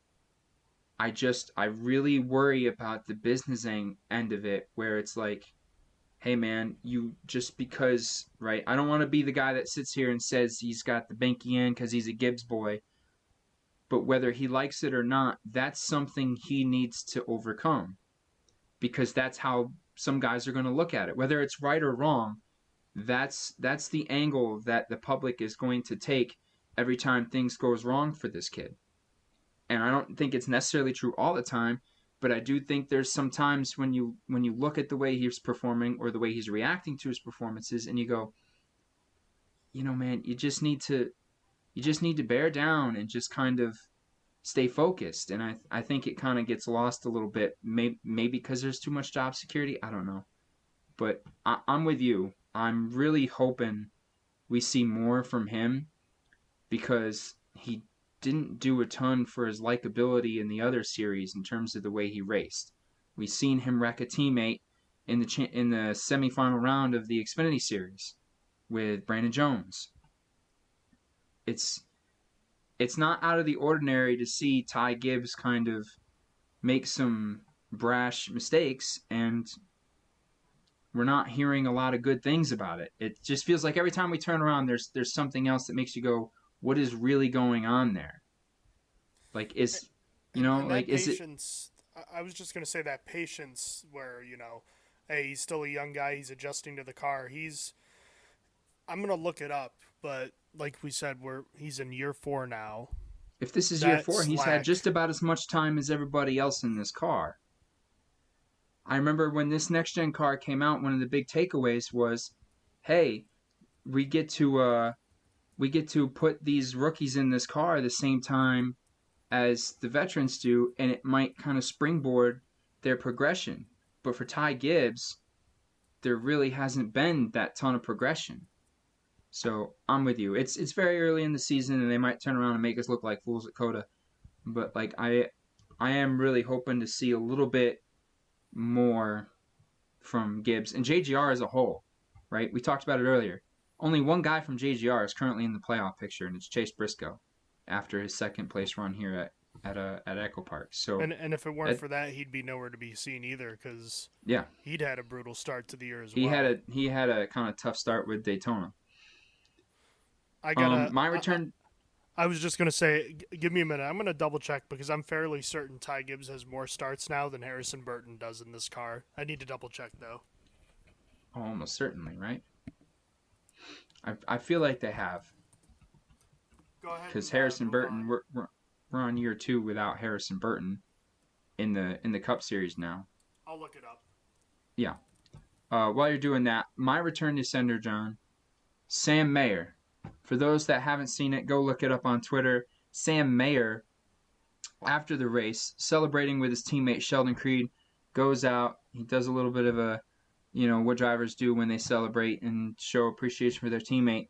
Then he decides, when he goes to the pits, that we're going to try and cut through the infield. And when he does, his splitter gets just low enough to the ground that it completely folds in the front of that car and totals it after the race. So Sam Mayer took a perfectly good car, went to go celebrate, and then dunked the car on the infield, launching him into the air, and then spilling oil everywhere and totaling a race car. Not the biggest return to sender in the world, but it is probably the most obscure and funniest things we've seen all weekend long. So Harrison Burton had won in his 98th career Cup race, and Ty Gibbs just completed his 125th. Now, that being said, Harrison Burton has 6 career top 10s in 109 races, and Ty Gibbs had the fewest he's had in a season that he's, a full-time season is 10. Different equipment, sure, but Just trying to point out, it felt like Harrison Burton, he had the one win, but otherwise he didn't do a lot in his time. And Ty Gibbs has been in a Cup car longer than Harrison Mm-hmm. Burton has, so that's just what I wanted to illustrate with that. But Yeah. uh, yeah, so that I think So that shout out concludes to that Ty segment. Gibbs. Let's see some more. Ty Gibbs, go win COTA and shut us up, will you? Please. The second Can coming. Ty Gibbs be the next guy that gets that monkey off his back and gets that first win so we can stop talking about that type of thing? Who knows? So what are we on to now, Will? We're gonna take a quick break and then I guess we're gonna get into our we'll do our NASCAR draft. What do you say about that? We'll tease what that is. We're gonna be talking about some road course drivers when we come out of the break. And play a fun little game. All right, sounds Yeah, good. yeah. Today, we're going to do our very first NASCAR draft. I know we've done a couple immaculate grids, but this time we're going to get into a draft. How this is going to work today is we're going to do a snake draft, 3 picks apiece. And today, we're going to be picking a road course driver not named SVG. So you can take SVG out of this equation. We're each going to pick 3 guys to form a race team for road course racing. The stipulation is they have to be a full-time driver in the Cup Series. So we're building a 3-car Cup team to go race at a road course, and we're going to leave it up to the listeners in the comments to tell us who they think won the draft. We did the coin toss off air, and you get the opportunity to go first and make a pick. So we're gonna try to defeat the monster that is SVG, and I like to have my pick of the lamb, here. I'm gonna go with the guy that's already won twice this year. I'll start off by taking Tyler Reddick, former winner at Ooh. COTA. That'll be my first pick is Tyler Reddick. Very nice, very nice. All right. Now you have 2 picks, correct? I gotta be yes. So I gotta be honest with you. I didn't see that being a pick for you, but I like it. I like it a lot. For me, when I there's a lot of road course guys. You like Chase Elliott here. You like Larson. You like Byron. You like Bell. I think for me, last year we've seen in the past a couple guys going at it. If you're gonna give me my pick of the land, give me Christopher Bell, who obviously won this race last year, and we talked about earlier in the pod. He does have some road course prowess. And I'm going to go with Chase Elliott. I would like to take William Byron here, but sometimes that 2014 they kind of get in the weeds a little bit. But for me, Chase Elliott, we talked about this before. He's won at this track before the next gen, I believe, and he's always been a really good road course racer, and he's consistent. He sustains top tens. This is just kind of his MO. If he keeps it clean, he's going to take top 5. So I'm going to go with Christopher Bell, and I'm going to go with Chase Elliott on my roster. It's another couple good picks. Obviously, Elliott's a very consistent driver. As I know he hasn't won at road courses recently, but he obviously has won a lot before. And as you mentioned, Christopher Bell, the defending winner of this race. My next pick, I'm going to go with another Hendrick driver. I'm going to take Alex Bowman. In his 5 career races at Circuit of the Americas and the Cup Series level, he has had all 5 top finishes in the top 10. He has an average finish of 5.2 in those races, and he has scored stage points in 3 of those 5 races. So Alex Bowman is going to be my second pick. It's a good pick. Alex Bowman in a road course race. He's solid. He won the Chicago Street Course not that long ago. He's shown strength at COTA before, so that's a solid pick. Who rounds out the roster? I hate doing this because I feel like it's kind of chalk. Nah, I'll go different. I'll go with Connor Zilic this time. I really don't have super high expectations, but I put my faith in him last year fantasy wise when I drafted him to my Xfinity team. So I'll put my faith in Connor Zilic to be my third member of my team this week. What about you? Who's your final pick? Before I make my final pick, I gotta ask you: are you officially a Zillbilly? A Zilly Billy or whatnot? Is that what they I call think they them? call them Zillbillies. If It you're a Connor feels Zilic fan, the moniker is you could be a Zillbilly. it I feels like it. very feels very bandwagonish to be a fan of his since he's like the young superstar. But and I also can't take credit for being like, oh, I was in on him before everyone else. I mean, the guy is a hmm superstar. I will say no, I'm not right now because I'm No, not as crazy about Zillbilly, but that's just me. I like the name at least for a little bit of a fan club. Zillbillies. I'm cool with it. Anyway, um, yeah, man, road course racing. Third guy, who do I got? Elliott and Bell already. I'm sure we're gonna miss a guy and people are gonna eviscerate us for it. If I gotta take a road course guy, we've seen this is one of the few guys we've seen contend with SVG at a road course. Most recently, Watkins Glen. I'm gonna go with Chris Buescher here. It's a That sneaky you good know, pick. I like it. yeah, Chris Buescher has always shown some decent speed. I think for my sake, I just hope that he wants to get more stage points.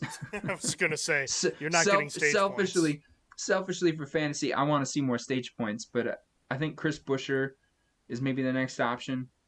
I know a lot of people might crucify us for not taking like a Larson here or a That's who I Byron was or thinking about before I went with Zilich. yeah, yeah. But I mean, why not? So fans listening, you tell us in the comments whose roster is better, and if you'd like, we'll let it roll at COTA and see who does better at COTA with those rosters. But I think right now those are some solid teams to go chase down SVG. The question is, does SVG score more points than all three of those guys combined I mean, for all each three roster? combined, that's a lot, but that'd be a hell of a race. But I mean, it'd be quite an upset for any of these guys to beat him, though. I know that. yeah. With that being said, that's a nice little preview for us to kind of put a wrap on the draft. Why don't we get into some race picks? Sounds good. So, Daytona was a good week for me as far as picks go, but Atlanta was not. I think you swept the weekend, didn't you? Yes, you did. You I did. did. Oh, I did. I got the off air. We had to make our picks to summarize Truck Series. I went with Kyle Busch. John, you went with Carson Hocevar. We saw how that played out. nobody was Um, more upset he didn't make a move at the end than I was. it felt like nobody made a move at the end there, Yeah. but yeah. So we get the Kyle Busch one across. We go to O'Reilly. We kind of did a same old there.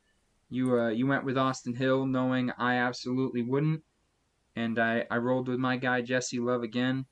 I'd say from this point forward, we can moratorium RCR at super speedways. We don't, I feel like that might just be coping on your end. I feel like yeah, this might have been a one off. just to keep it interesting. I think I'll definitely go in a different direction next time. But I do get across the line with Jesse Love in fifth. You had Austin Hill in that little kerfuffle with Ross Chastain there. He ended up 12th after a pretty miraculous save there. And then we go on to the Cup Series, and you and I kind of went toe to toe with a pair of Penske drivers. You went with Logano, who ended up 18th. He got caught up in a couple of those late race wrecks there, and I went with Ryan Blaney, who was kind of in the mix all day. He was in and around the top 10. He finished with the top 10. They So were both it fast. wasn't the flashiest picks of all time, but I mean, to your point, Kyle Busch with a race win kind of gets us across the line. So that brings us to dead even. We are one weekend apiece now, going into COTA. So how are we doing picks then? Is it kind of like inverted from who won last week then? Yeah, so I would say I won this week. So that means you go first, right? Yeah. Oh my goodness. I need to pull up the entry list again for the truck series. I guess That we is can. going to be a tricky. That I is was going to gonna be a say, tricky thing. I'm going to do the same thing. yeah. Let me get that pulled up. In the meantime, I guess why don't we start with Cup then? Why don't I'll just take the layup. I'll Well, take yeah, go ahead. I'll take Shane Van Gisbergen. I might as well. I mean, You like you the know, SVG play? that's even more of a layup than you would think Mm-hmm. Austin Hill would be at super speedways. I'd be silly not to. Yeah, no, I don't disagree with you there. I think for me, um, I'm gonna go off the beaten path a little bit here. I'm gonna hedge. I'm gonna hedge what we just did in the NASCAR draft. Right, the layup would be to go with my first pick and Christopher Bell and or Chase Elliott. And just thinking about this, with qualifying being factored in and the metric in terms of where they might end up, I'm going to throw a curveball at you. I'm going to go with Chase Briscoe. Ooh, wow, that is a Give, surprise. give me Chase Briscoe to to at least compete. Look, you've got SVG, so I don't think I need to be a world beater here and picking anybody else. Um, like I said, I could go with any of the guys we did in the draft just before, but Briscoe with a second place finish, he'll be qualifying pretty late, and he's had some road course success himself. He's not a helpless guy out there, so JGR's got to be hungry, and he's the one JGR car in the best position to do something about it. So I mean, if not him, maybe Bell, but I'll roll with Chase Briscoe. We'll switch things up. I like it. It's bold. You might as well go bold if you can't get the top guy Yeah. in that position. Well, that's okay because I'm going to get the top guy in the next one. So for the O'Reilly series, I will go with SVG. Alrighty then. So we Some both get a crack at him. some split loyalties here this weekend. Yeah, Let's why see not? how that plays out. The good news for me is I feel like his competition in this race in Connor Zilich will be up to the task. So Yeah.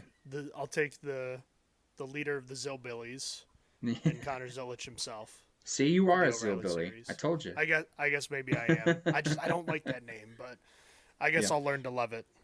Yeah. All right. Well, then that means you get first dibs at the Truck Series, my man. I Who really wins have no, the inaugural Truck Series race in the street course of St. Petersburg? I really have no idea what to think of any of this stuff. So I'll go back to the tried and true method of picking someone that has a good background with road course racing. I will take Tyler Ankrum. Interesting pick. Tyler Ankrum, huh? You really Yeah, left him in and the field. I just I don't. It's so tough because they've never been here. It's a street course, so I was like, I'll just Yeah. take someone that I know has done well on road courses before. Let's just hope it works out. I'm gonna I'm gonna go a little bit of a different direction here. We didn't get to talk about this guy enough in terms of the Truck Series race last week. He's running for the number 5 at Tricon. We talked about all these other names. Give me Adam Andretti. Let's see an Andretti. I like it. I mean, for being an oval race in his first truck race, to my knowledge, he was pretty strong this weekend. He had some speed. He showed He some qualified good truck well. control. Yeah, he qualified well. He had a rookie mistake, but I mean, we're going to a road course, and I don't know. There's not a lot of names that jump off the page for me, and you see an Andretti, and I think I'll go with an Andretti. So why not throw some darts at the wall? I like it. So I what do are we too. on to now? All right, to wrap things up here today, because I know we're running pretty long, we're gonna go ahead and we're gonna get into some circling back. And this week on circling back, we're gonna kind of put a bow on the Atlanta Motor Speedway. So something I want to talk about with you, John, is what many folks might not know is Atlanta Motor Speedway for many years was the season finale for the Cup Series or for NASCAR in general.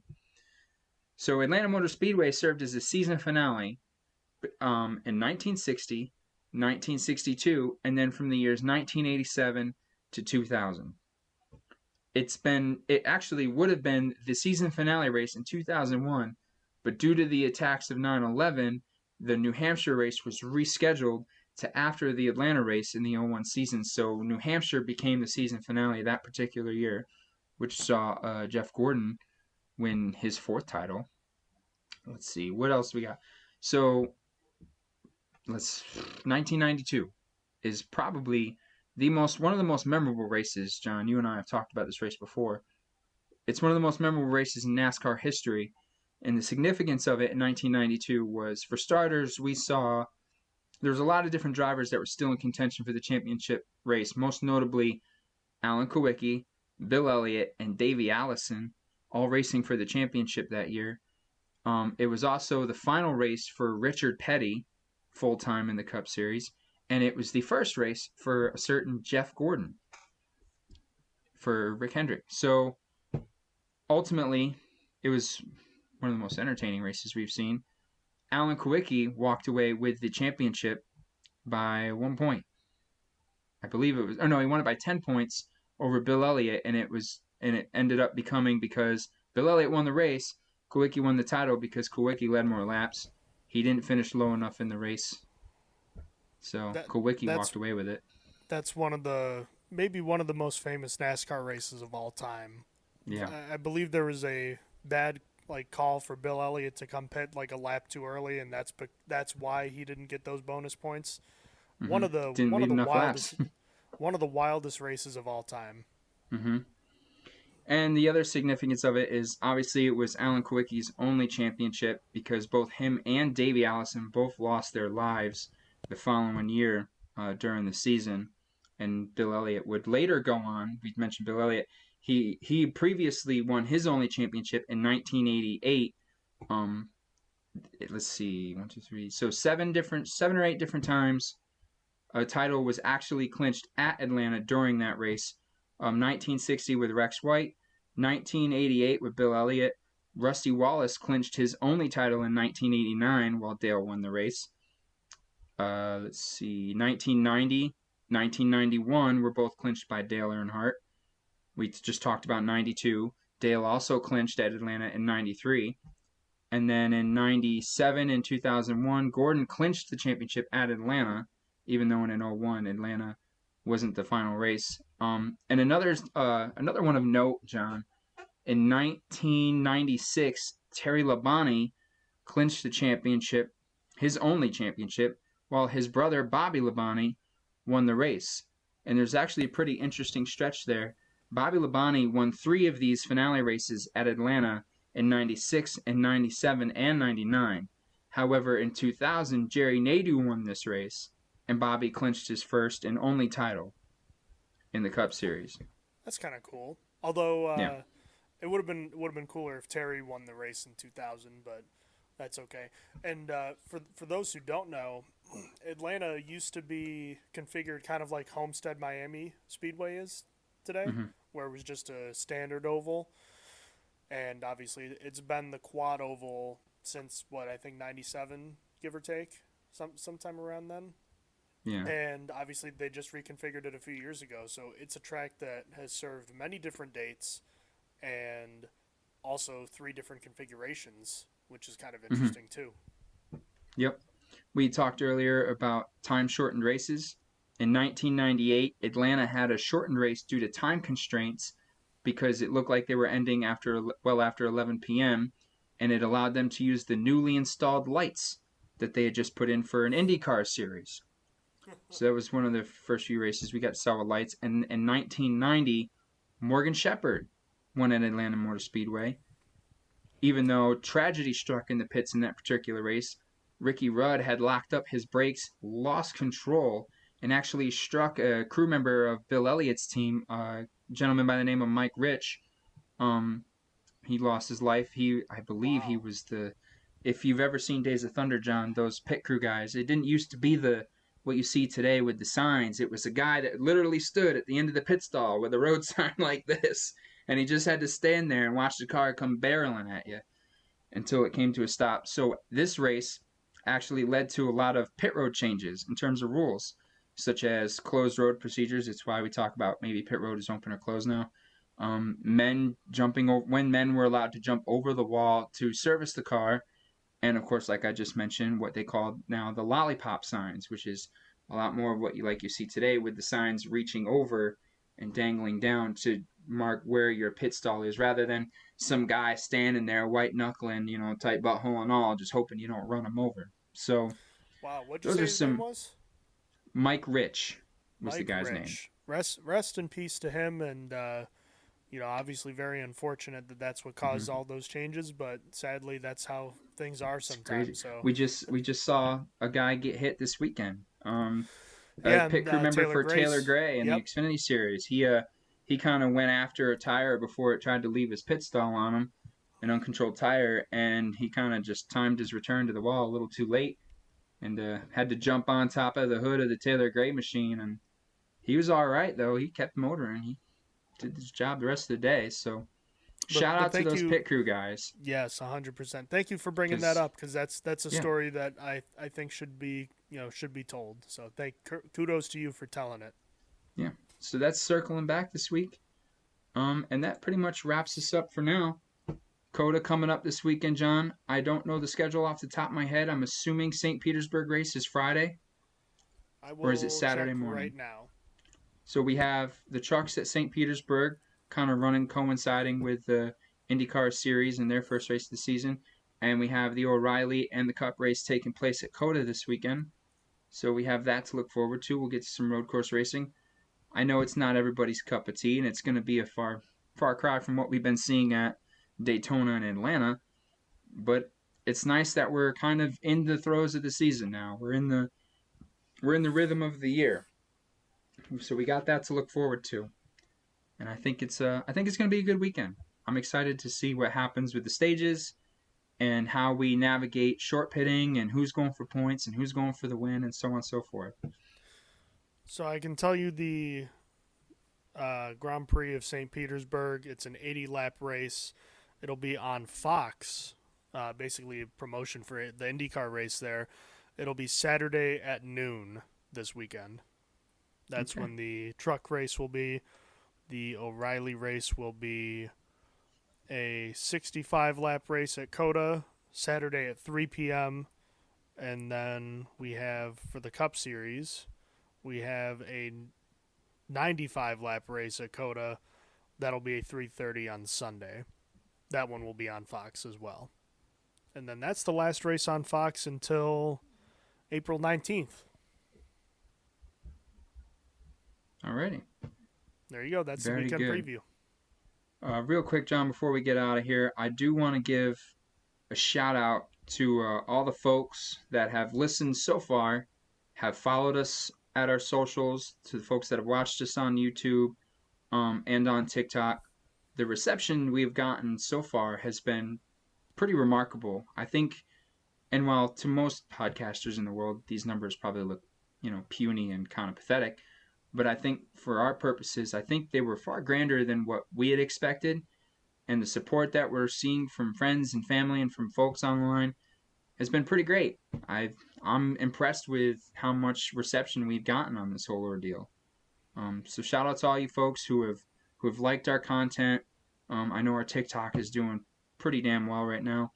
Who have shared our stuff. We have a Facebook page. Go follow us on Facebook. Follow us on Twitter. Follow us on TikTok. We're gonna put a lot of this content on there. If you've listened this far, we appreciate you, and we hope you'll stick with us. We are still just a 3-man operation operating on one laptop per person in a spare room in our houses, just in here talking about NASCAR for the fun of it. Humble beginnings for sure. Yeah, big Yeah, time thank you to everyone for supporting us. I still act as though nobody listens to me when we're doing this, so the fact that you actually are, I appreciate it. I also got to give a big shout out to you, Will, for all the hard work you do as far as promoting this, and to our producer Devin for all the hard work you've done picking up the slack when my technology has failed me and getting this out there. absolutely. So you two both deserve a lot of pats on the back. Good work for both of you. So very excited about this journey we've been on, and I'm excited to continue on that path as we move through the NASCAR season. So thanks a bunch, guys, Absolutely. and thanks a bunch to the listeners. Yep. And we'll see you next week. We'll talk about the COTA races. Sounds good. This has been Hauling the Mail.